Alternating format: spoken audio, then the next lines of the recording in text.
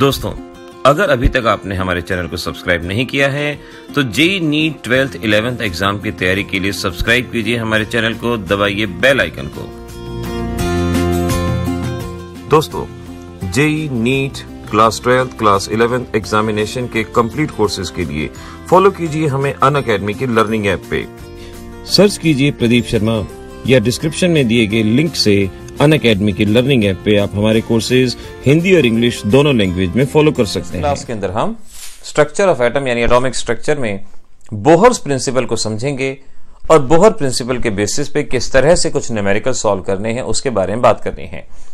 Thompson model, Rutherford model अब आपके syllabus में नहीं है। अब आपको सिर्फ और सिर्फ बोहर प्रिंसिपल से ही शुरुआत करनी है। आप सभी अच्छे से जानते हैं एटम के दो पार्ट हैं, एक सेंट्रल पार्ट जिसे हम न्यूक्लियस कहते हैं और एक एक्स्ट्रा न्यूक्लियर पार्ट। तो आइए जानते हैं वो क्या क्या इंपॉर्टेंट बातें हैं जो बोहर्स प्रिंसिपल के बारे में आपको आनी चाहिए। चलिए सीखते हैं। तो ये बच्चों, एटॉमिक स्ट्रक्चर के अंदर अब हम सीखते हैं किस तरह से कुछ और छोटे छोटे कंसेप्ट जो अपने आप में मिला के एक बड़ा कंसेप्ट बनाएंगे। आइए जरा इसके बारे में जानते हैं। सब एटॉमिक पार्टिकल आप सभी जानते हैं, ऐसे पार्टिकल जिनसे मिलकर एटम बना होता है। हम मेनली तीन ही पार्टिकल के बारे में बात करते हैं, इलेक्ट्रॉन, प्रोटॉन, न्यूट्रॉन। और इलेक्ट्रॉन, प्रोटॉन, न्यूट्रॉन के बारे में आप ये सभी बातें जानते होंगे कि इलेक्ट्रॉन पे चार्ज नेगेटिव होता है, 1 यूनिट नेगेटिव चार्ज इसे कहा जाता है, और प्रोटॉन पे चार्ज पॉजिटिव, इसे 1 यूनिट पॉजिटिव चार्ज कहा जाएगा। न्यूट्रॉन पे चार्ज 0 होता है। इलेक्ट्रॉन का मास याद रखिएगा 9.11 × 10⁻28 ग्राम, बल्कि आपको 11th में किलोग्राम में याद रखना होता है, -31 किलोग्राम याद रखिए, ज्यादा बेटर होगा। ऐसे ही प्रोटॉन का मास, ये भी आपको याद रखना चाहिए, किलोग्राम के अंदर 10⁻27 किलोग्राम याद रखें। और ये है आपका न्यूट्रॉन का मास, और अगर इसको किलोग्राम के अंदर कर लें तो इस तरह से ये हमें याद रहना चाहिए। 1 यूनिट नेगेटिव चार्ज की वैल्यू 1.609 × 10⁻19 कूलम्स, ये भी याद रखिए। और अगर जो 1 यूनिट पॉजिटिव होगा तो इसका पॉजिटिव मैग्नीट्यूड रहेगा। अब बच्चों आपसे क्वेश्चन पूछ लेते हैं, विच इज द हेवीएस्ट सब एटॉमिक पार्टिकल। एक बहुत सिंपल क्वेश्चन लेकिन बहुत बार पूछा गया है, हेवीएस्ट सब एटॉमिक पार्टिकल। तो क्या देखना है? मास देखना है। देखिए ये 10⁻31 -27 -27, लेकिन यहाँ की वैल्यू को अगर आप कंपेयर करें तो आपको मालूम पड़ता है न्यूट्रॉन इज द हेवीएस्ट सब एटॉमिक पार्टिकल। तो अगर मैं 1 यूनिट नेगेटिव चार्ज की वैल्यू पूछूं तो आपको ये वैल्यू यहाँ से याद रहनी चाहिए। अगर इलेक्ट्रॉन का मास पूछें तो ये याद रहना चाहिए, प्रोटॉन का मास पूछें तो याद रहना चाहिए, और न्यूट्रॉन के बारे में ये याद रहना चाहिए, हेवीएस्ट सब एटॉमिक पार्टिकल, ये आपको पता होना चाहिए। समय समय पे एटम के स्ट्रक्चर के बारे में काफी अलग अलग स्ट्रक्चर दिए गए। थॉमसन मॉडल आया, रदरफोर्ड मॉडल आया, लेकिन जो मॉडल हमें अच्छे से पढ़ना है, जिसके बारे में हमें पता होना चाहिए, वो था आपका Bohr's model of atom. Bohr's model of atom के बारे में पता होना चाहिए। एक जनरल सा आइडिया लेते हैं जिसके बेसिस पे कोई क्वेश्चन आ सकता है। तो बोहर मॉडल में देखिए क्या कहा गया, atom possess 2 part, one is nucleus and another is extra nuclear part. ये हमें याद रखना है। एटम के अंदर 2 पार्ट होते हैं, न्यूक्लियस जिसमें कौन कौन, न्यूट्रॉन एंड प्रोटॉन, और एक्स्ट्रा न्यूक्लियर पार्ट में कौन होता है, इलेक्ट्रॉन। ये याद रखें। Size of nucleus is very small as compare to atom, having entire mass of atom in nucleus. हम जनरली इस पॉइंट के बेसिस पे एक ही क्वेश्चन आता है कि एटम का सारा मास कहाँ होता है। इलेक्ट्रॉन क्योंकि बहुत हल्का है, नेग्लेजिबल है, हम इसको नेग्लेक्ट कर देते हैं, तो हम कहते हैं एटम का जो भी मास होता है वो न्यूक्लियस के अंदर होता है, सारा का सारा मास न्यूक्लियस के अंदर ही माना जाता है। तो इस तरह से इस पॉइंट को यहां से याद रखिएगा। अब ये पॉइंट जरा अच्छे से याद रखिए। यहां कहा गया, इसमें बोहर ने कहा कि इलेक्ट्रॉन न्यूक्लियस के चारों तरफ, इलेक्ट्रॉन न्यूक्लियस के चारों तरफ फिक्स्ड रास्ते पे घूमता है। जहां उसकी रेडियस फिक्स होती है उसकी एनर्जी फिक्स होती है, और इन रास्तों को ऑर्बिट कहा जाता है, शेल कहा जाता है, एनर्जी स्टेट कहा जाता है। और क्योंकि इलेक्ट्रॉन की एनर्जी इस रास्ते पे फिक्स रहती है, इसे स्टेशनरी स्टेट भी कहा जाता है। तो आपको याद रखना है, ये बोहर ने कहा। आजकल ये बात इस्तेमाल होती है या नहीं वो आगे का कंसेप्ट है। जो बोहर ने कहा था कि इलेक्ट्रॉन एक फिक्स रास्ते पे घूमता है, जहां रेडियस फिक्स है, एनर्जी फिक्स है, जिन्हें ऑर्बिट कहते हैं, शेल कहते हैं, एनर्जी स्टेट कहा जाता है। अब यहाँ का क्वेश्चन आ गया, why the orbits are called as stationary state. Orbits को स्टेशनरी स्टेट क्यों कहा जाता है? तो आपका जवाब होगा क्योंकि यहाँ पर इसकी एनर्जी फिक्स रहती है। क्योंकि अपने ऑर्बिट में इनकी एनर्जी फिक्स रहती है तो इसीलिए हम इसको स्टेशनरी स्टेट के नाम से पहचानते हैं। इस पे क्वेश्चन आपका बनेगा। अभी अगला पॉइंट देखिए, एटम के अंदर इनफाइनाइट नंबर ऑफ ऑर्बिट होते हैं। ये भी याद रखने की चीज है कि एटम में ऑर्बिट कितने? इनफाइनाइट नंबर, बहुत सारे ऑर्बिट होते हैं। लेकिन इलेक्ट्रॉन सभी में नहीं होते, ये सिर्फ उन्हीं में जहां इलेक्ट्रॉन का एंगुलर मोमेंटम NH/2π के बराबर होता है। जहां इलेक्ट्रॉन का एंगुलर मोमेंटम, आगे बात करेंगे, पहले हमने डी ब्रोगली कंसेप्ट में इसको डिराइव भी किया था।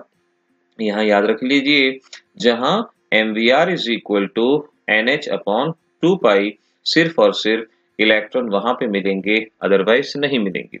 क्वेश्चन पूछ लेते हैं, what is the Bohr's postulate of angular momentum? यही बताना है। अब या सिर्फ और सिर्फ एक्सप्रेशन लिख दो mvr is equal to NH/2π, तो अभी बात बन जाती है, तो अभी आपका जवाब आएगा। जो बातें बताई याद रखने की हैं, बट स्टेटमेंट टाइप के क्वेश्चन बन जाते हैं। अगला पॉइंट ये कहता है कि as long as electron present in its orbit it does not loses energy. तो इसमें ये कहा गया कि भाई एक ऑर्बिट है, इसमें इलेक्ट्रॉन मूव कर रहा है। अब इलेक्ट्रॉन, अब यहाँ पर इनफाइनाइट नंबर ऑफ ऑर्बिट है, बहुत सारे ऑर्बिट हैं, इलेक्ट्रॉन किसी भी ऑर्बिट के अंदर मूव कर रहा है। अब ये कहा कि जब तक इलेक्ट्रॉन अपने ऑर्बिट में मूव कर रहा है तो वो अपनी एनर्जी का लॉस नहीं करता, यानी उसकी एनर्जी कांस्टेंट रहती है, तभी इसे स्टेशनरी स्टेट कहा जाता है। अभी आपको बताया, तो इस पॉइंट को अच्छे से याद रखिएगा। जो पॉइंट हमने कहा है कि इलेक्ट्रॉन जब तक अपने ऑर्बिट में है उसकी एनर्जी कांस्टेंट रहती है, लेकिन जब आप इलेक्ट्रॉन को एनर्जी प्रोवाइड करते हैं, जब बाहर से एनर्जी सप्लाई करते हैं, तो इलेक्ट्रॉन एनर्जी को गेन करता है, एक्साइट होता है। इलेक्ट्रॉन जिस ऑर्बिट में घूमता रहता है उसे ग्राउंड स्टेट कहा जाता है, lowest energy state of an electron, ground state.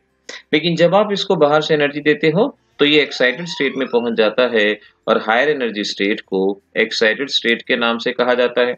सोच के देखो, आप अपनी क्लास में बैठे हुए हो, शांत बैठे हुए हो, आप अपनी ग्राउंड स्टेट में हो, बिल्कुल आराम से स्टेबल स्टेट में। अब किसी ने आपसे कहा कि लो भैया आपके पास 500 रुपए का नोट आ गया, आपको 500 रुपए मिल गए। 500 रुपए मिल गए, आप खुशी से एक्साइटेड हो जाओगे, उछलने लगोगे और एक्साइटेड स्टेट में पहुंच जाओगे, तुरंत कैंटीन की तरफ पहुंच जाओगे।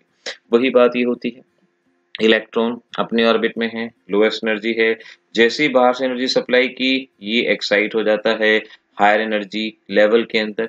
अब हायर एनर्जी स्टेट अनस्टेबल होती है, इलेक्ट्रॉन वापस आता है अपनी ग्राउंड स्टेट में, जितनी एनर्जी को गेन किया था उतनी एनर्जी को रेडिएशन की फॉर्म में छोड़ता है और ग्राउंड स्टेट में वापस आता है। तो इस बात को यहाँ पर याद रखना कि अगर हम बाहर से एनर्जी सप्लाई करते हैं, इलेक्ट्रॉन एनर्जी को गेन करता है, एक्साइट होता है और इन्हें एक्साइटेड स्टेट कहा जाता है। एक्साइटेड स्टेट अनस्टेबल होती है, इलेक्ट्रॉन वापस आता है, जितनी एनर्जी का गेन किया था उसे रेडिएशन की फॉर्म में छोड़ता है। इतना पॉइंट याद रखना। यही आगे स्पेक्ट्रम आएगा, स्पेक्ट्रम का कॉज है, लेकिन जरूरत है आप इस बात को याद रखेंगे। अब जरा इस क्वेश्चन का answer, why alkali metal show colour on heating? Alkali metal कभी अगर देखा हो, लिथियम रेड कलर शो करता है, सोडियम येलो कलर शो करता है, पोटेशियम पर्पल कलर शो करता है, बाकी के एलिमेंट वॉयलेट कलर शो करते हैं। यहाँ पूछा गया है कि अल्कली मेटल को हम हीट करते हैं तो ये कलर क्यों शो करते हैं, इनका कलर मैकेनिज्म क्या होता है? तो आप अच्छे से जानते हो, अल्कली मेटल कोई भी हो, आउटर शेल में एक इलेक्ट्रॉन होता है।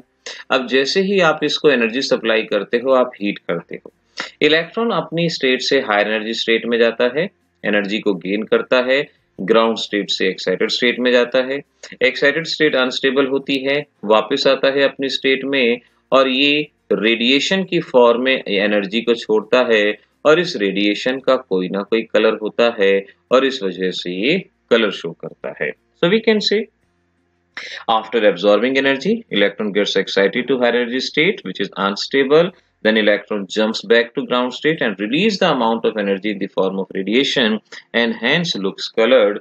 इस तरह से कहेंगे। तो बोहर कंसेप्ट की ये थ्योरी, ये पॉइंट्स ऐसे याद रखिए, आपके लिए जरूरी होगा, आसान है, कोई मुश्किल नहीं है। अब बोहर्स थ्योरी के पॉजिटिव पॉइंट्स क्या रहे? देखो, एक तो बोहर थ्योरी ने ये बता दिया कि एटम स्टेबल है। रदरफोर्ड इस बात को नहीं बता पाया था एटम स्टेबल है या नहीं। इसने कहा कि भाई एटम में इलेक्ट्रॉन अपने ही ऑर्बिट में घूमता रहेगा, ना तो वो एनर्जी का अपने आप लॉस करेगा ना गेन करेगा, इसीलिए वो स्टेबल है। हाँ, बाहर से एनर्जी सप्लाई करेंगे तो वो गेन कर लेगा, लेकिन अपने आप लॉस नहीं करेगा, अपने आप गेन नहीं करेगा और वो स्टेबल रहेगा। तो इसने एटम की स्टेबिलिटी के बारे में कहा। फिर इसने हमें एक फॉर्मूला बताया जो कि इलेक्ट्रॉन की एनर्जी कैलकुलेट करने के लिए था। इसने कहा energy of electron is equal to -k² 2π² me4z² n² upon h²। लेकिन ध्यान रखिए, ये फार्मूला सिर्फ और सिर्फ ऐसे सिस्टम के लिए था जिनके पास एक इलेक्ट्रॉन थे। ये फार्मूला सिर्फ ऐसे सिस्टम के लिए था जिनके पास एक इलेक्ट्रॉन। हीलियम में होते हैं 2, लेकिन हीलियम पॉजिटिव में 1 इलेक्ट्रॉन। लिथियम में होते हैं 3, लेकिन लिथियम पॉजिटिव में 1 इलेक्ट्रॉन। बेरिलियम में होते हैं 4, लेकिन बेरिलियम +3 में 1 इलेक्ट्रॉन। तो इसने हमें एक फार्मूला दिया एनर्जी ऑफ इलेक्ट्रॉन के लिए, जो हाइड्रोजन या हाइड्रोजन लाइक सिस्टम के लिए था। हाइड्रोजन लाइक सिस्टम का मतलब जिनके पास भी एक इलेक्ट्रॉन होते हैं उन्हें हाइड्रोजन लाइक सिस्टम कहा जाता है। इस फार्मूले को रट लो। बहुत सारी बुक में के की वैल्यू नहीं दी जाती, के नहीं दिया जाता, लेकिन आप इसी तरह से इस फार्मूले को याद करेंगे, ऐसे ही रटना है। यहाँ याद रखिएगा, के क्या है आपके पास? के है Coulomb's law of constant, value 9 × 10⁹। m है मास ऑफ इलेक्ट्रॉन, आपको पता है 9.11 10⁻31 किलोग्राम। E है चार्ज, 1 यूनिट नेगेटिव चार्ज की वैल्यू आपको बताई थी। Z है एटॉमिक नंबर, अगर हाइड्रोजन है तो ये 1, हीलियम है तो 2, लिथियम है तो 3। इस बात को याद रखिएगा, एटॉमिक नंबर उसी हिसाब से कंसीडर करना है। H है प्लैंक्स कांस्टेंट 6.626 10⁻34 वैल्यू याद रखेंगे। N है नंबर ऑफ nth ऑर्बिट, किस ऑर्बिट में इलेक्ट्रॉन है, इसे यहाँ पर इस तरह से कहा जाएगा। तो ये फार्मूला आप इस टाइप से यहाँ पर याद रखिएगा। तो ये फार्मूला हो गया एनर्जी ऑफ इलेक्ट्रॉन का। देखिए, वीडियो में जहां भी आप अटकते हैं उस वीडियो को दोबारा से चलाइए, दोबारा से सीखिए, लेकिन चीजों को सीखना जरूरी है। अब देखिए, क्लास 12th में स्ट्रक्चर ऑफ एटम फिजिक्स में भी आता है, तो एक बार अच्छे से इसको सीखते चले जाइए।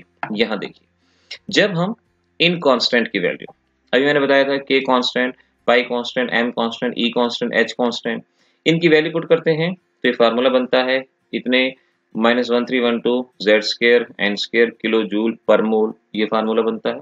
और अगर हम इसे पर एटम निकालना हो, यानी 6.02 × 10⁻23 के लिए एनर्जी इतनी है, तो एक के लिए कितनी होगी, ये फार्मूला। दोनों ही फार्मूले याद रखें।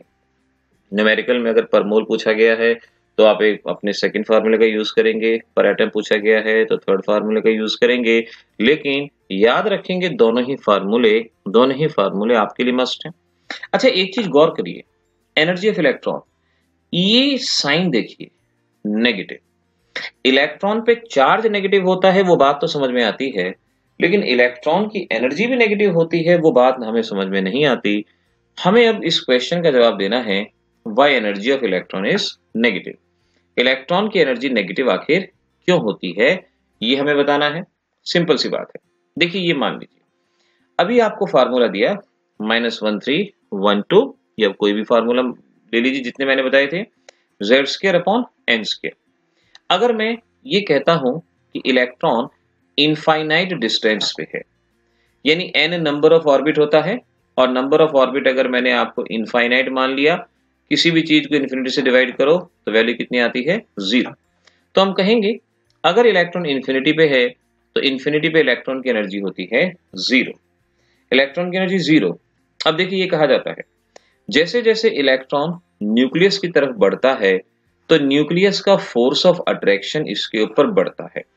जैसे जैसे ये न्यूक्लियस की तरफ बढ़ता है, न्यूक्लियस का फोर्स ऑफ अट्रैक्शन, और अगर किसी पे फोर्स ऑफ अट्रैक्शन बढ़ता है तो वहां पे एनर्जी बाहर निकलती है, और ये कहा जाता है क्योंकि एनर्जी बाहर निकलती है इसीलिए ये वैल्यू नेगेटिव होती है, इस तरह से कहा जाता है। Now energy of electron is negative, और ये इसलिए कहा गया, अकॉर्डिंग टू योर बुक में बता रहा हूं, इसीलिए कहा गया क्योंकि जैसे जैसे इलेक्ट्रॉन न्यूक्लियस की तरफ बढ़ता है, फोर्स ऑफ अट्रैक्शन की वजह से एनर्जी रिलीज होती है, और इसको हम नेगेटिव मानते हैं, ऐसा हमारी बुक्स में कहा जाता है। अब एक बात सोच के देखिए, जब इलेक्ट्रॉन के पास एनर्जी है ही नहीं तो लॉस कहां से करेगा? आप सोच के देखो, इलेक्ट्रॉन के पास एनर्जी है ही नहीं, इन्फिनिटी पे हमने जीरो मान ली। जब एनर्जी है ही नहीं तो एनर्जी का लॉस कहां से करेगा? और जब लॉस भी कर रहा है तो नेगेटिव कैसे होगा? एक सिचुएशन लेके सोचो, आपका बर्थडे है, आप क्लास में गए और आपने कहा आपकी जेब में एक भी पैसा नहीं है, लेकिन आपके दोस्तों ने कहा कि भाई चलो आज तो पार्टी होनी चाहिए। तो आप अपने दोस्तों को लेके गए किसी बड़े से रेस्टोरेंट में और वहां अपने दोस्तों को पार्टी दी। अब पे करने के लिए पैसा नहीं है, एनर्जी जीरो है, पे करने के लिए पैसा नहीं है, और आपने अपने दोस्तों को कहा कि भाई चलो पार्टी ओवर हो गई, अब मिलेंगे कल। और आप फिर होटल मैनेजर के पास गए और उससे बोले भाई बताओ बर्तन कहाँ हैं, बर्तन मांज के हम आपका पैसा चुका देते हैं।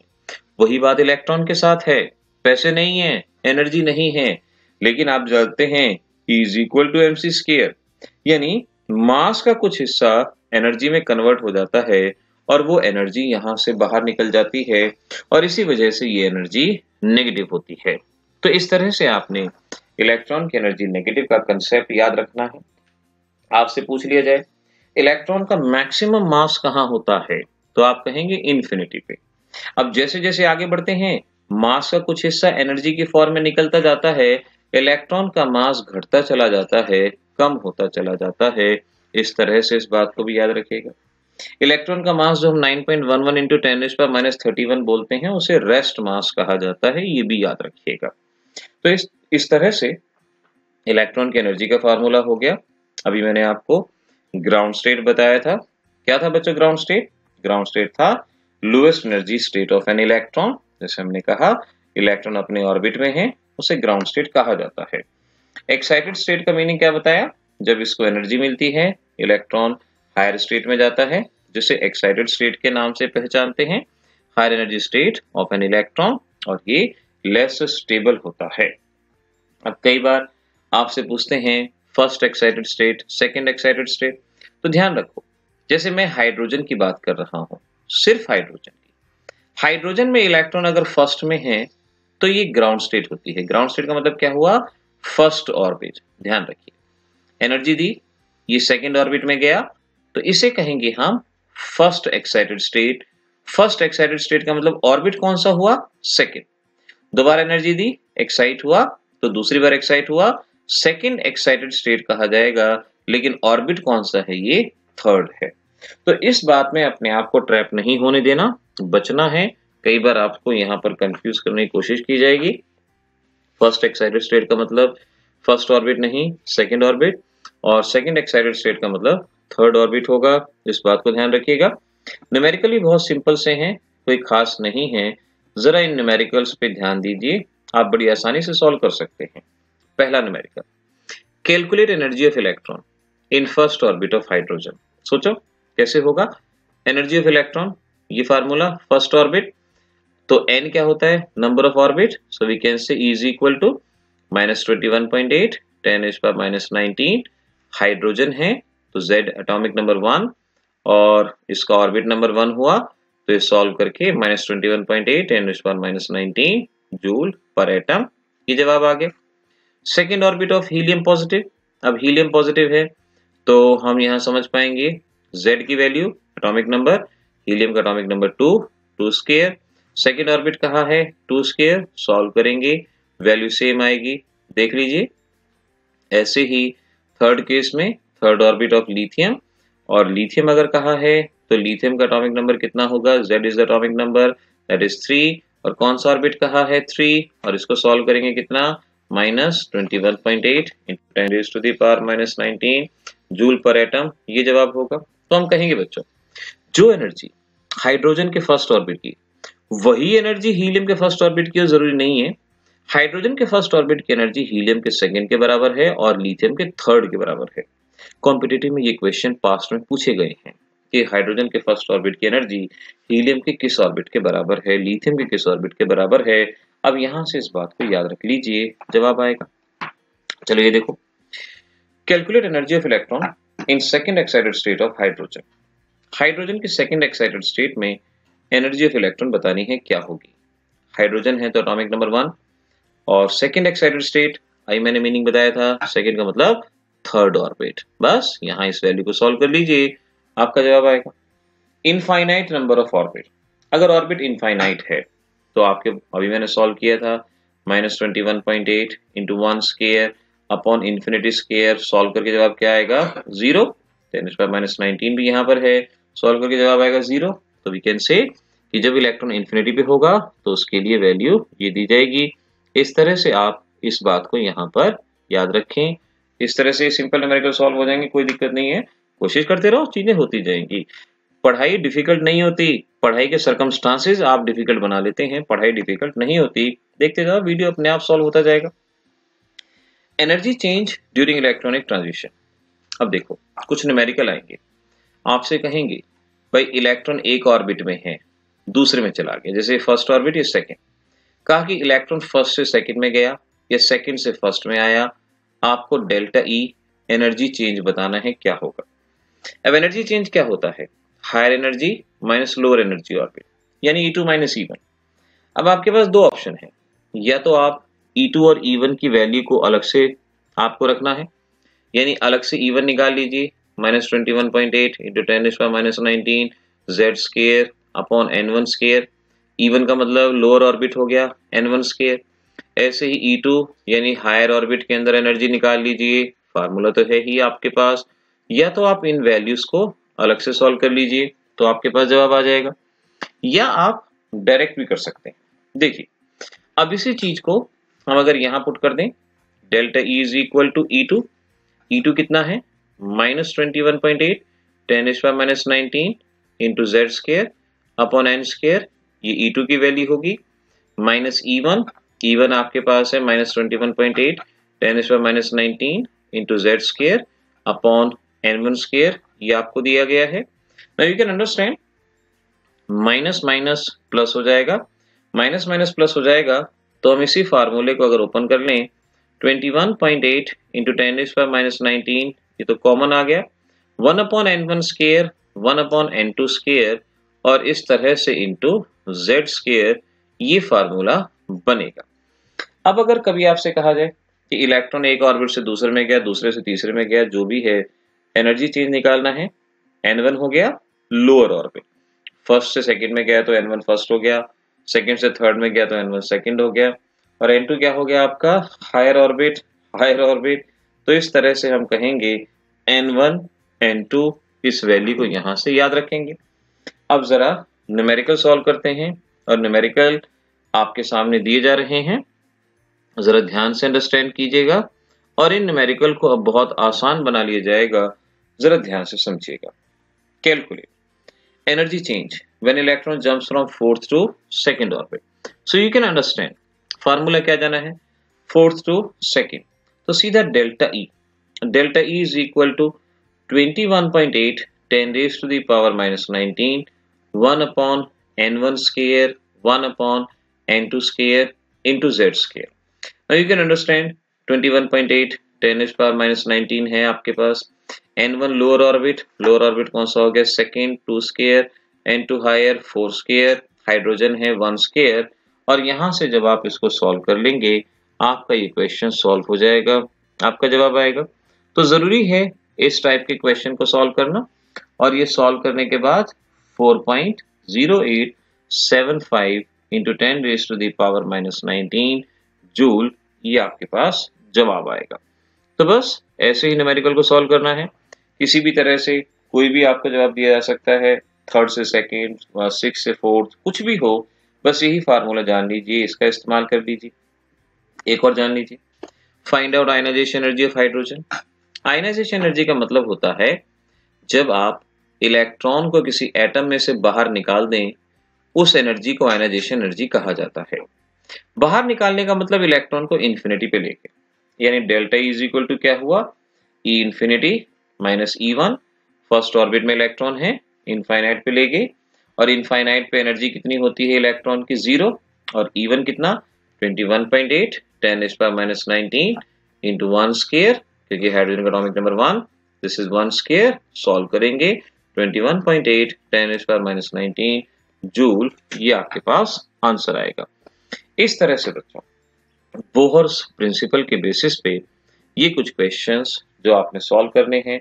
इसी तरह से इस मेथड को दिमाग में रखते हुए इन क्वेश्चन को सॉल्व करेंगे।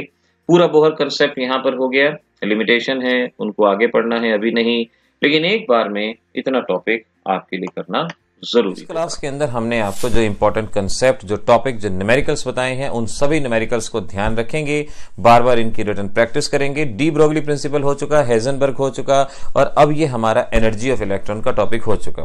न्यूमेरिकल आपके एग्जामिनेशन में फोटो इलेक्ट्रिक इफेक्ट हो गया, डी ब्रोगली, हेजनबर्ग और एनर्जी ऑफ इलेक्ट्रॉन के बेसिस पे पूछे जाते हैं।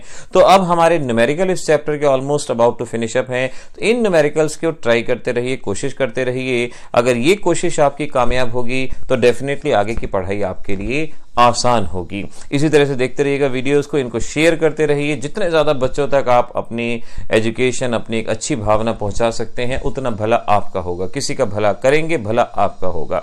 बाअदब बानसीब, बेअदब बेनसीब। अदब रहिए एजुकेशन के साथ, एजुकेशन आपका उम्र भर साथ देने वाली है। मिलेंगे अगली क्लास के अंदर, तब तक के लिए ऑल द बेस्ट।